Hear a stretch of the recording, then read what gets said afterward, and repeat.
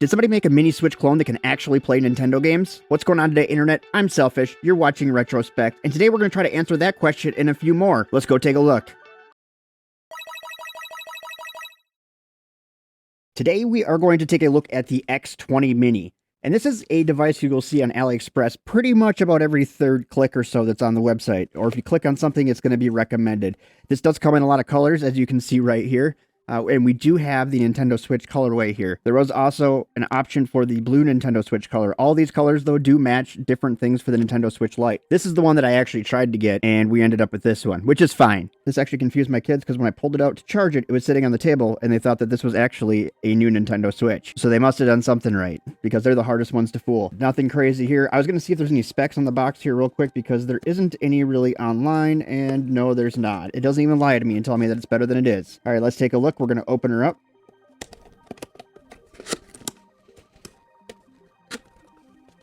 Inside the box here, we do get a USB, old school USB-B cable, or what they used to call the mini cable, way back in the day. Then we also get another pair of these Apple knockoff headphones.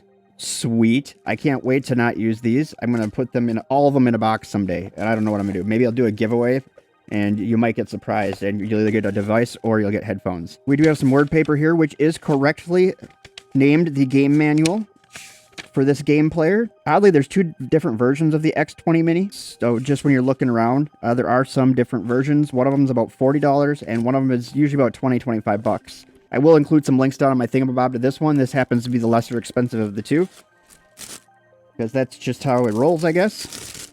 I assume in my mailbox the other one's going to show up here in the next couple days so I can do a comparison. All right, here we go. The X20 Mini.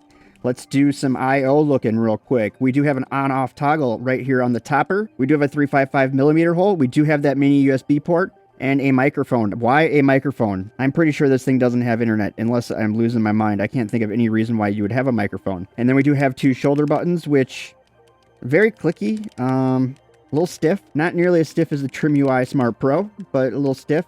And there's only two buttons, which makes sense, because what would you need L2 and R2 for with the systems this will likely play? On the sides here, we got nothing. On the back here, we do have a speaker hole, so we are looking at a solo speaker that does give all the noise to your audience instead of to yourself, which I still to this day can't figure out why they put speakers on the back of these things. And there's an inspection sticker on here because they don't want you to open it. And that's because they advertise this as having an Intel processor in it, which blows my mind. I'll put up here on the screen right now, I just cut a screenshot off the screen for the advertisement off this exact device that I have right here in my hands, and it shows that it has an Intel processor inside of it. The feel, though, is actually pretty good. The plastic on it is very, very similar to the Nintendo Switch, which is kind of impressive. All right, we'll come here to the front. Now, this is where it gets real confusing, right? So we do have an LED button that'll be our indicator light for what we're doing. Do you see how there's a resemblance of our start and select buttons here?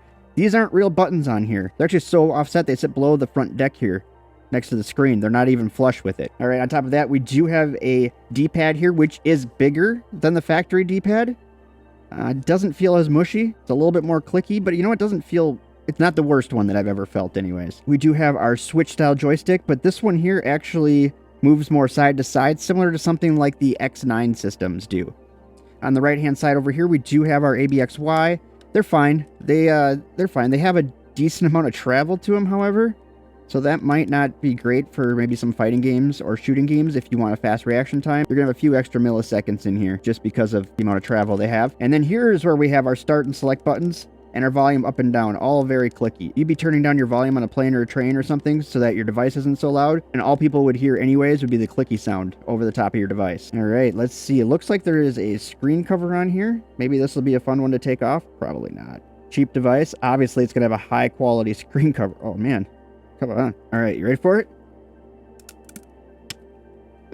We've done worse before on here. All right, let's get her fired up. This is running on a Linux operating system. Other than that, I don't know a whole lot about it. I believe it's a 3.5-inch screen or 4-inch screen. All right, so it does tell us we have a card in. Oh, I forgot to see how big the card is. I think it's an 8. Oh, it says right here. It's an 8 gig card. Okay, we didn't need to pull that out. That is nice, though, about this. Forgot to show you guys where the little game slit is, but it's right here at the bottom. So you can put your own games on this device, which I think is really cool. I've decided next year, because I have a stack of these devices that I have to review that are still sitting here, that I'm going to take a different approach with them, because there is a person that this device is for, whether it's me or not, and I'm going to compare them to the devices I had in my childhood. And the handhelds that we grew up playing with were the Tiger Handhelds. Specifically, I had the Contra one, where the characters don't actually move, but their arms and stuff move. Kind of crazy. The background's stagnant, but like little things show up, little blips of whatever it is that's in the atmosphere kind of pop up and down on the screen, but the guys don't actually do anything. All right, so we're going to go here. So this is an operating system we see all the time. It is the one that looks like the PS Vita, sort of.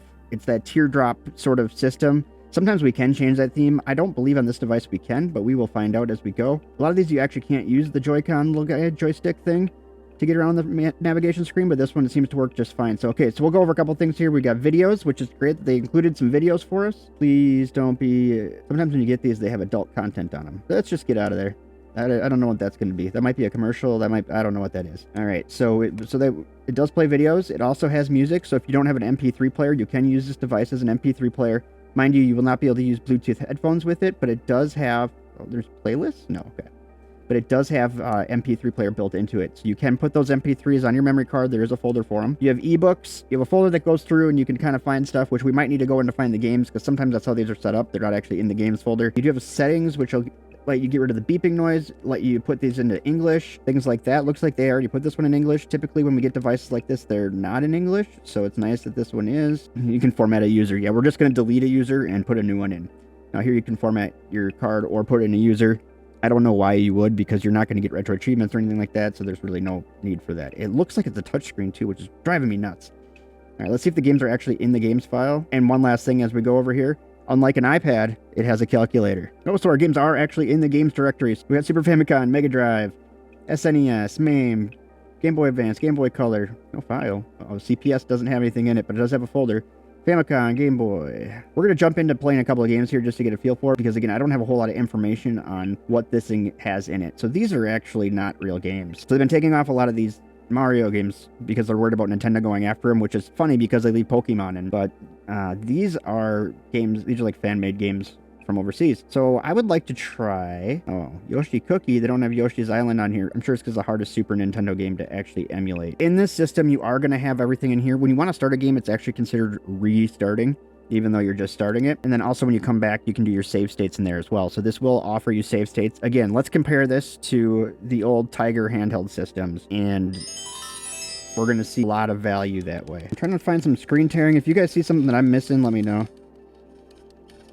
So this is Super Nintendo playing on our Switch. So this is Nintendo playing on a cloned Nintendo, so to speak. So you thought that the thumbnail and the title were clickbait, I'm sure. Unless I've changed them by now, which I probably have. But initially I was going to go with something like that. Maybe I'll leave it. We'll see. We'll see what kind of mood I'm in when I upload this. So I would say this works pretty good. It looks good. It's the right speed. Audio's keeping up. Okay, let's try something else out. So this is supposed to be Doom. Okay, so I did figure out that to get back to the main screen or the exit menu, you do have to just press the L1 button. That is the exit button, so that's what it's used for. So if you're trying to play a game that requires the use of the L1 button, tough. Man, this is the old school Doom stuff. Yeah, we're not going to play this. So if we hit L1, now we're in here. This is where we can save. We can also change our settings and get back into our game, stuff like that. So I'm trying to do something on our Mega Drive. I want to keep pushing this, see what kind of power we can get out of it. Ooh, she's running real slow on Sonic the Hedgehog 2, according to the music anyways. Oh, yeah. Oh, now it just picked back up, though. So it started off slow, but now it's going full speed. Sorry, I'm just screwing around. I can't remember the buttons on Sonic, so. But it did start off super slow. And of course, we can't run a counter on these, but this feels just like Sonic. Okay, well, anyway, Sonic works just fine once you get it going. The music still seems a little off, but the gameplay itself is actually at the right speed. At least it feels like it is. You wouldn't be able to tell if it's a little slow, just based off of what we got here. So that L1 button again. Cool, we'll try the next system out. We're not going to try them all out. I just wanted to try out a couple. I am kind of a little bit curious about arcade. If it can play Super Famicom just fine, it's going to be able to play regular NES just fine. Ooh, I don't know. This D-pad's getting a little tricky. I think this is getting in my way. These are too close together, so when you're hitting the one, you're hitting the other. That's not an optimal situation to be in. Here, we're playing a little MAME with Final Burn. Oh boy, the race started without me. Ooh, now it's getting a little screen tearing. Just a little. I can't see where I'm going.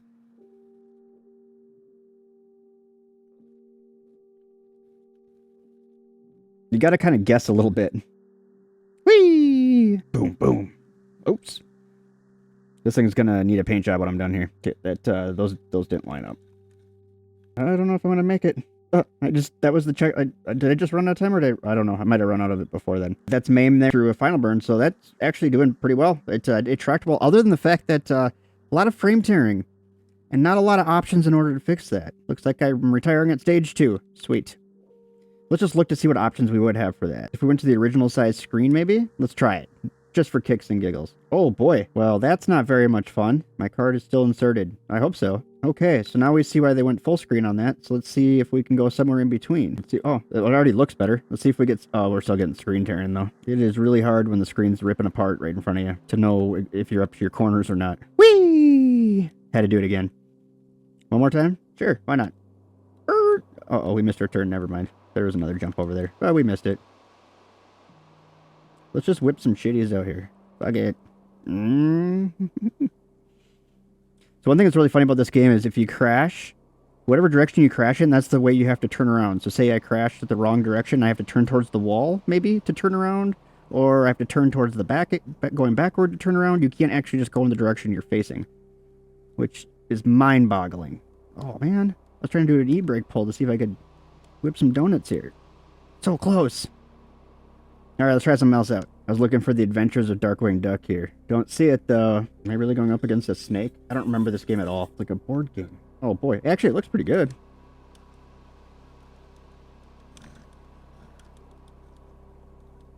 I don't know any of the moves, so I'm just button mashing over here. Yeah, I mean, it looks pretty darn good. I have no complaints. Music's caught up. Not seeing a ton of tearing. I think that this hotel sign back here is supposed to blink. I keep touching the screen like, oh no, I can't touch that because it's going to screw up my game. But it's not a touch screen. It's the first Switch to be made. The Switch Mini. No touch screen. Better get that out on the internet right away. It's going to be huge news tomorrow. The Switch Mini doesn't have a touch screen. But yeah, it's pretty much all Sega and Nintendo old school content on here. For 20 bucks, 6,000 games. I mean, and if you don't want to go look for your own emulators, it might just be worth that on its own. They're probably kind of sort of... Let's look at this again. I don't know if they're name or number organized. I didn't pay any attention to that. If they're in alphabetical order, we're probably alright. But, God, this down arrow does not work well. I bet you I could fix that, though. Yeah, they got those stupid numbers in front of them, but yet still in alphabetical order. That's double dumb. You could take those out of there, but you've got a lot of games. It doesn't tell us how many are in each folder, so I'm going to guess it probably isn't actually 6,000. We'll put on Crash Bandicoot and just see how it rolls. That is not Crash Bandicoot. I don't understand, and I've said this in many videos, why this Tasmania game comes up as all kinds of games on different systems. Like, it thinks that this is going to be all kinds of different games. It's like their go-to defaults overseas. Like, oh, we don't have that one? I'm trying to figure out if this is running normal. Yeah, it's not terrible. I died just as quick as I always do.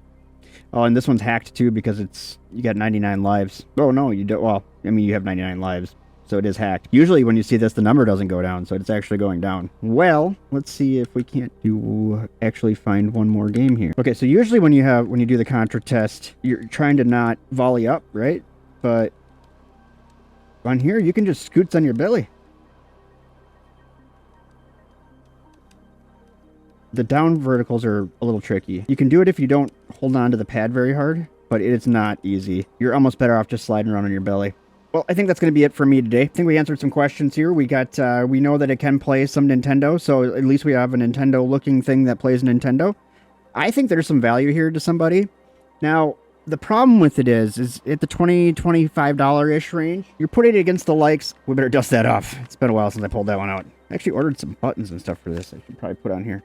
You're putting the likes to the range of the SF2000. And this device, even though this also has terrible screen tearing, does play better. It's smoother, and there's custom firmware for it, where you're not going to see custom firmware for this X20 Mini. It's locked down like Nintendo locks down everything. But there is some pretty bad screen tearing on the SF2000, but the gameplay is a little bit better. They're both kind of right in that same price point. You do have the advantage of a bigger screen on this, however, and it is a little bit more comfortable to hold. I'm not going to lie. Like the SF, it's got that cool bump, but it does get really uncomfortable really fast. You know, and you do have, you know, they're louder, obviously, with the stereo speaker type stuff, but this is actually pretty darn comfortable. The way they built this ridge in here, there's actually the bump back here that you get on some of your more high-end systems, like your Ambernicks and things like that. So that's actually built into here, and it does feel really good in your hands. We can only hope that the new 35XXH, when it comes out, is as good feeling as this is, because that would be pretty sweet. Granted, I think it still would have a smaller screen. I did find in the manual this is a 4.2-inch screen, according to the manual anyways. But it also says it has an Intel chip in it, so who the hell knows? But anyways, that's all I got for you today. Don't forget to comment, rate, subscribe. Let me know if you are looking at one of these devices or if you can see some value in it. Did you grow up using the old Tiger systems and you just wish like this would have been way better when I was younger than those Tiger systems would have been? So I think there is a really good market for this if they can get it marketed to those customers versus sitting on AliExpress getting marketed to people like myself and probably yourself if you're watching this. But please leave comments down below. Let me know. If there's something else you want me to test, let me know that down below too. I have a stack of stuff I haven't tested yet. So I probably have it sitting there, and I will try to push it to the head of the line. But that's all I got for you today. Don't forget to comment, rate, subscribe, share this video with your friends, because sharing helps grow the channel, and my wife says I'm more of a grower than a shower, so I can use all the help that I can get. You guys can be my fluffer by sharing this video. Thanks for watching. Bye! Retrospect. Since you made it this far, in case I don't upload another video, Merry Christmas to you and yours, or whatever holiday you do celebrate this time of the year. Hope it's a good one and you get a chance to play some retro games. Or not. I'll be reading retro books, doing my homework. But anyways, that's all I got. I'm out. Thanks for watching.